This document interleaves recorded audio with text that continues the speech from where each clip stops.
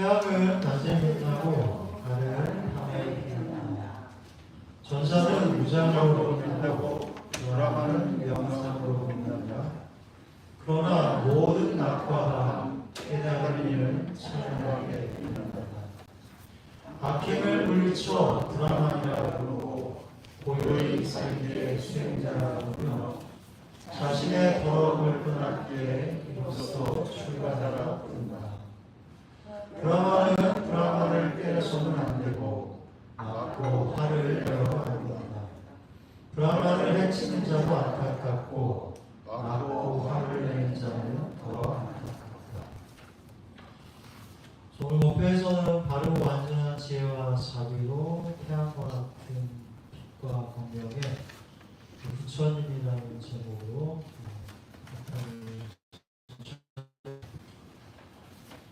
자, 우리 생활에 할 수 있는 삶의 근간이 빛이죠.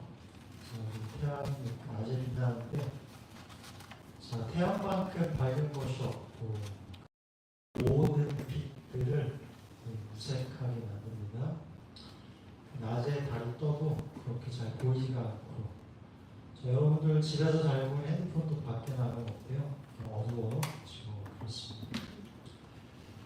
저희가 아는 이 태양은 지구 크기가 130만 개가 들어갈 수 있습니다. 크다고요. 130만 개.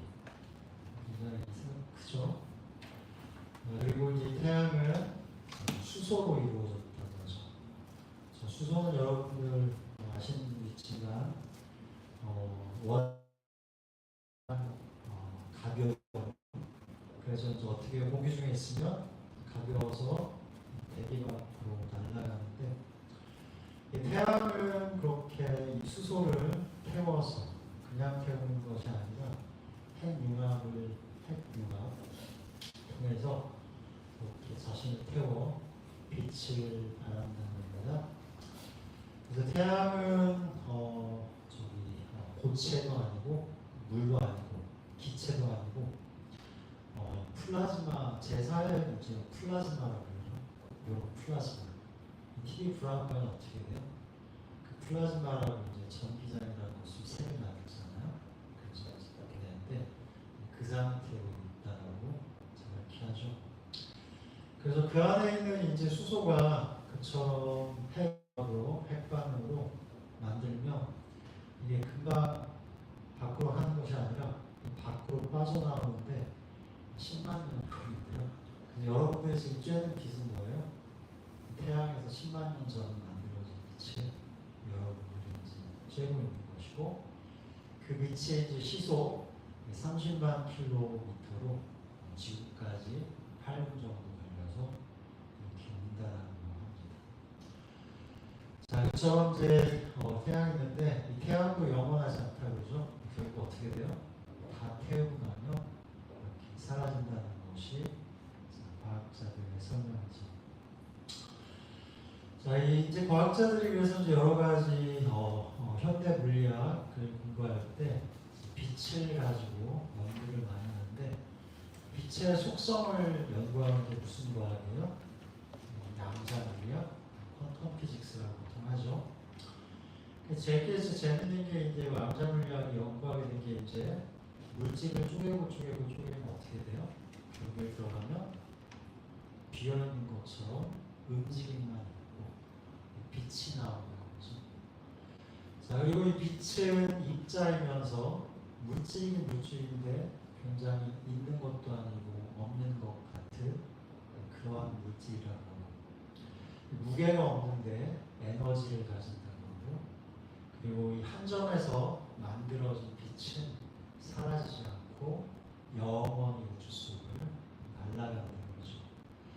그리고 이제 빛의 또 하나 중요한 속성이 뭐예요? 여러분들 기차 타고 가면 어떻게 돼요? 같은 속도로 만약에 차가 가면은 속도가 느리게 같이 가잖아요. 그렇죠?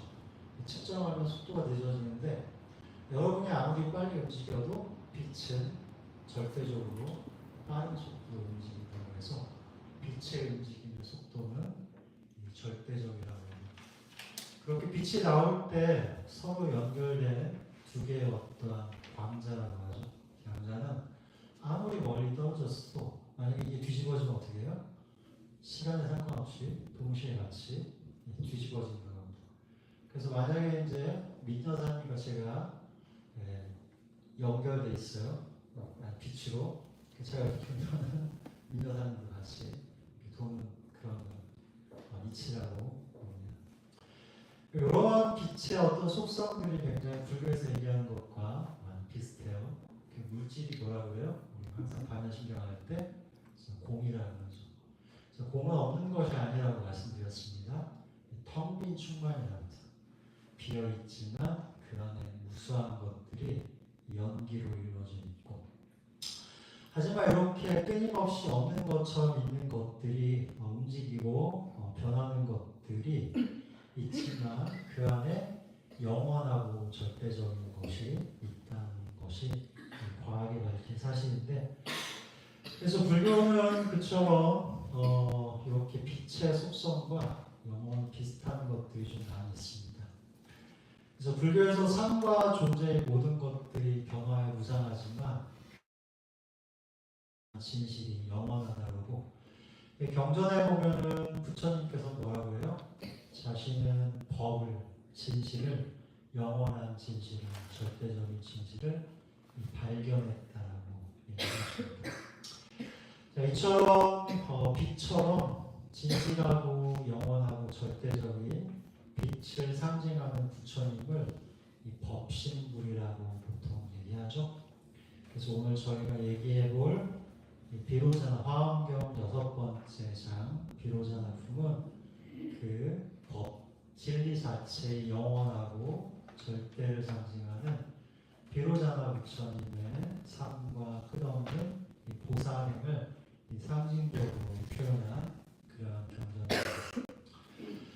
자, 같이 함께 대방강불 화엄경을 요즘에 이제 화엄경을 공부하고 있는데 나름 쉽게 여러분들께 설명을 해드리려고 노력하는데 어떻게 받아질지 잘 모르겠습니다. 지금까지 그래서 이제 처음 세중명법부터 5까지 지난주까지 화장세계품까지 했죠. 화엄경은 세중명법의 처음 그 시작이 부처님이 위 없이 바른 깨달음을 얻으시고 그 깨달음의 보통의 눈이 아니에요. 깨달음의 눈으로 이 세계의 많은 존재들이 각각의 장소에서 주인되어 사는 아름다운 모습을 그리고 있고, 그리고 이번에는 두 번째 열애상품은 그처럼 부처님 열애가 세상에 나와서 많은 존재들을, 마음을 가진 존재들을 지혜로 이끄는 그러한 내용을 담고 있습니다. 세 번째 보현상별품은 그렇게 많은 존재들 가운데 보현이라는 이름의 수행자가 부처님의 가르침과 지도와 그리고 위실력을 통해 부처님 같은 산매에 들게 되죠. 그리고 그 다음에 이어지는 세계성취품과 화장세계품이 그러한 부처님 같은 깨달음의 눈으로 세상을 바라보고 그 세상이 어떻게 이루어지고 어떤 모습으로 있는지를 설명하는 것이 세계성취품과 화장세계품의 내용입니다. 자, 그리고 이제 오늘 배워볼 비로자나품은 그 세계 가운데 어느 세계 한 존재이 부처님을 만나 끊임없는 보살행을 통해 또 다른 부처가 되는 얘기가 그렇게 담겨있죠. 이처럼 비로자나품은 지난품과 마찬가지로 이제 보현보살님께서 법문을 시작하시고 그리고 이 가르침을 통해서 이 부처란 어떤 존재인가에 대해서 이렇게 설명을 하고 있습니다. 비로자나품이 시작된 부분 함께 읽어볼게요. 같이 읽겠습니다. 그때 보현보살이 대중들에게 말했습니다. 모든 불자들이여 지나간 개척에 세계 미진수법을 지나고 그 각절을 지나서 세계가 있었으니 그 이름이 보문정광명입니다. 그 이전에 그래서 많은 세계 설명을 했는데 그 지난 세계에 어떤 보문정광명이라는 세계가 있었다라고 그렇게 설명을 하면서 비로자나품이 시작을 하죠. 세상에 이제 많은 종교가 있고 이 모든 종교는 진리를 상징하고 나타내는 초월적 그리고 궁극적 존재와 상태에 대한 믿음을 기반으로 이렇게 하죠. 그래서 그 믿음의 대상이 되는 초월적 존재와 그 초월적 존재가 준 이 교리와 가르침 그리고 그 가르침에 따른 실천과 수행과 의식 그리고 그것을 하는 공동체를 네 가지를 통해서 종교가 형성이 된다고 합니다. 그래서 우리 플러싱의 많은 교회들 어떻게 돼요? 하나님과 예수님을 믿고 성경 그리고 예배를 기도하죠.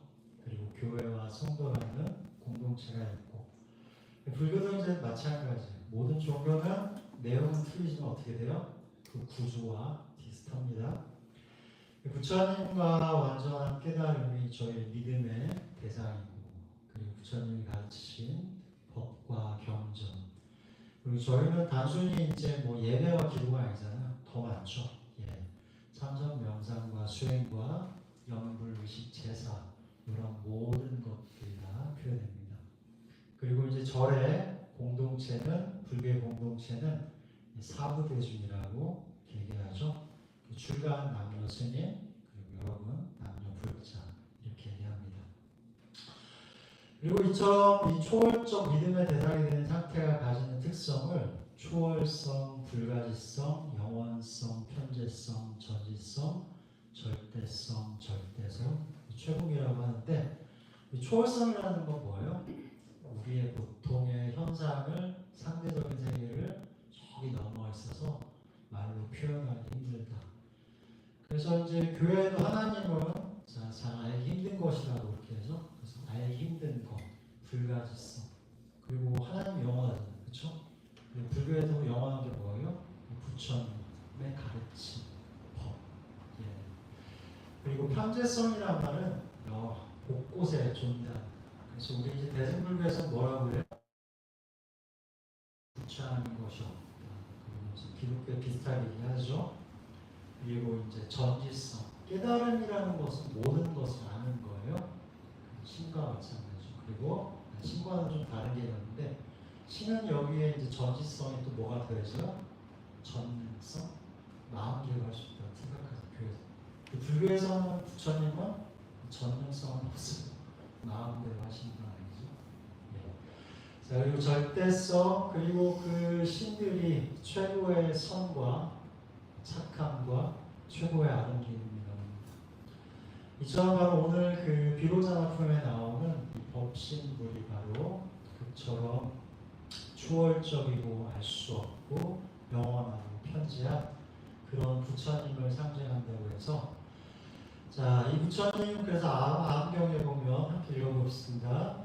모든 어둠을 부셔버리기 위해 광명으로 허공을 비추리니 이제 저 비로자나의 맑고 깨끗한 광명 나타나리라. 비로자나라는 말은 태양, 비추다라는 말이에요. 부처님의 가르침을 통해서 세상이 비춘다 그런 말입니다. 그래서 이 비로자나 풍문이처럼 빛과 같은 그러한 비로자나 부처님 대일열의 그러한 삶을 상징적으로 표현한 것이고 시장에 아까 우리가 읽었던 보현보살님께서 이렇게 모인 많은 대중에게 법문을 하게 됩니다.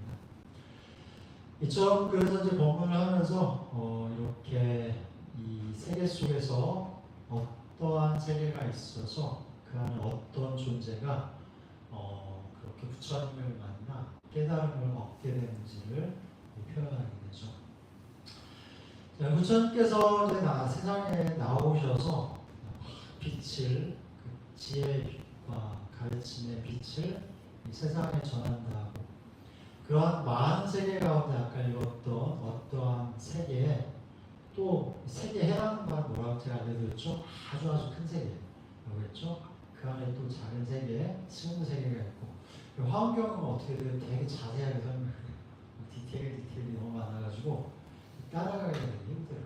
읽다 이름도 너무 많이 나오고 그 묘사가 너무 스케일이 커가지고 거기에 이제 영광명 나라가 있고 거기에 어떠한 숲이 있고 거기에 어떠한 도량이 있어서 그곳에서 부처님이 깨달음을 얻으신다고 하죠.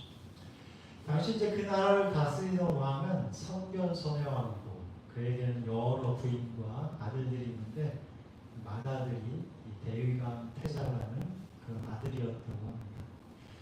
바로 이 대위강 태자가 부처님의 출현으로 그 부처님의 가르침을 받아서 어떻게 돼요? 어떤 수행의 성취를 이루고 자신의 아버지와 식구들을 모두 불법으로 이끌고 그들과 함께 부처님을 공양하게 되죠. 자, 이처럼 대위강 태자는 그 이후로 어떻게 돼요? 보살의 삶을 살아 태어나는 곳, 부처님이 계시는 모든 곳에 태어나 끝없이 영원한 시간을 부처님을 친견하며 보살행을 실천하며 부처의 길을 간다는 것이 비로자나품의 내용입니다. 사실 이 비로자나품을 읽으면 비로자나불이라는 말은 나오지 않아요. 예스님들의 일종의 해석입니다. 그래서 이것이 일종의 어떤 부처가 되는 과정의 상징과 같은 해석이 나와있어서 한 인간이 그처럼 어떠한 진실을 만나 영원한 실천과 수행 가운데 많은 사람에게 이익을 주면서 태양과 같이 빛과 같이 밝은 지혜로 이 모든 존재를 이롭게 하면서 부처가 되는 과정을 설명한 것이 바로 이 비로자나품의 내용이고, 그래서 비로자나품이 나타내듯 예전에 말씀드렸던 화엄경의 주요 부처님은 비로자나 부처님이라고 여러분들께 설명드렸죠. 불교 경전은 대부분 경전의 주인공이 석가모니 부처님이잖아요. 화엄경은 영원한 데는 이 비로자나 부처님의 주인공입니다. 그리고 우리가 아까 얘기했던 비로자나 부처님은 그러한 빛의 속성을 가지시는 그러한 존재로 이 묘사가 되고, 불교는 이 부처에 대한 믿음을 기반으로 이렇게 형성이 된 종교라고 할 수 있습니다. 자, 비로자나를 경전을 보면은 이제 비로자나라는 말이 옛날 인도 산스크리트어 말이잖아요. 한자로 할 때 여러 가지 말로 번역이 되어 있어요. 그래서 대일열애라고 번역이 되어 있고 노사나불이라고 번역이 되어 있습니다. 비루차나 대광열애, 광명변조열애, 변일체제열애, 변조열애 이런 여러 말들이 비로자나 부처님을 나타내는 말입니다. 그리고 이제 여러분들은 한국에 비로자나 부처님을 미국 뉴욕에 오신 적은 없는 것 같아요. 다들 석가모니 부처님.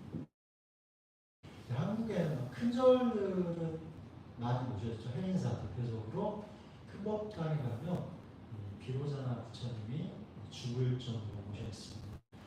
대부분 비로자나 부처님은 이 손모양, 금광직원이라는 이렇게 이 손모양을 하고 계시고, 비로자나 부처님을 모신 법당을 비로정 혹은 대적광전이라고 하고, 오늘 우리가 함께 했던 이 광명진원이 비로자나 부처님과 관계된 진원이죠.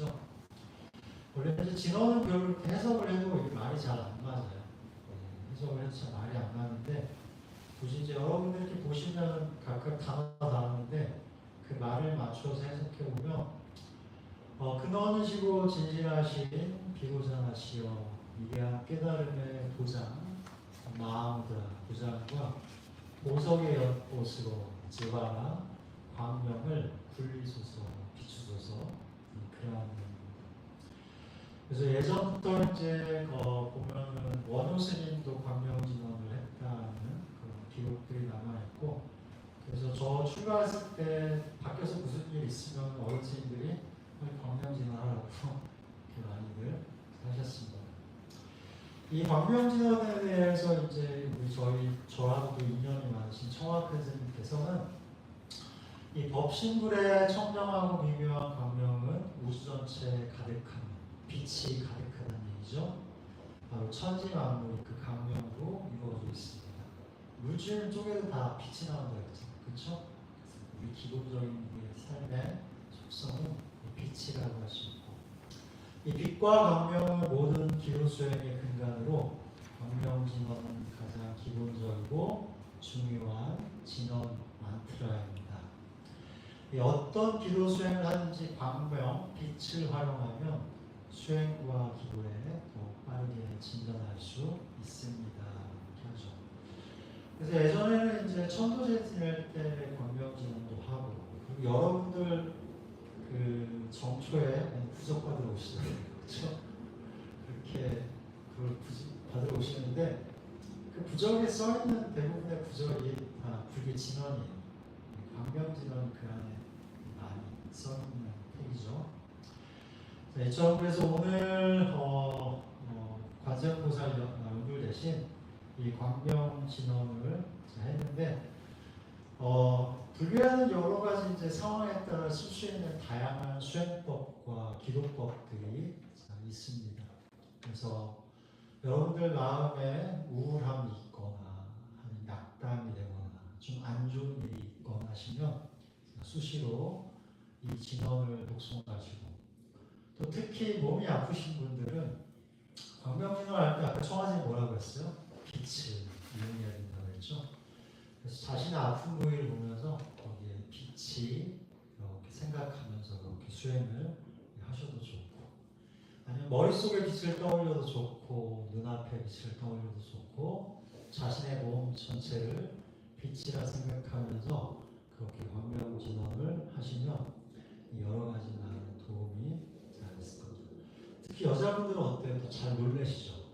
놀라실 때 그 놀란 마음을 다스리기 위해서도 하시고, 오늘 이렇게 광명진언을 한 이유는 여러분들 따로 이렇게 외우시는 분들 아마 별로 없는 것 같은데, 그래서 좀 외우시라고 나누어 드렸으니 보시고 좀 외우시고 잘 여러분들 삶에 도움이 되는 것으로 이렇게 활용을 하시기 바랍니다.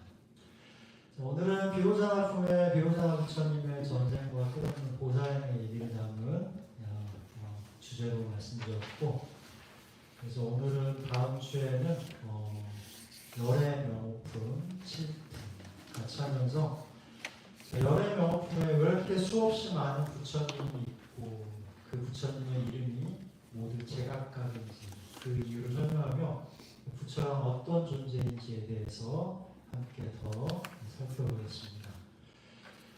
자, 오늘 법구경 가르침 한 번 더 읽고 법회 마무리하겠습니다. 나를 욕했고 나를 때렸고 나를 정복하여 내 것을 빼앗았다. 이게 아닌데? 이게 아닌데요? 예. 자, 다시 읽게요. 태양은 낮에 빛나고 달은 밤에 빛난다. 전사는 무장으로 빛나고 브라만은 영상으로 빛난다. 그러나 모든 낮과 밤 깨달은 이름은 찬란하게 빛난다. 악행을 물리쳐 브라만이라 부르고 고요히 살기에 수행자라 부르며 자신의 더러움을 떠났기에 이로써 출가자라 부른다. 브라만은 브라만을 때려서는 안 되고 맞고 화를 내어도 안 된다. 브라만을 해치는 자도 안타깝고 맞고 화를 내는 자는 더 안타깝다. 법회 마무리하도록 하겠습니다.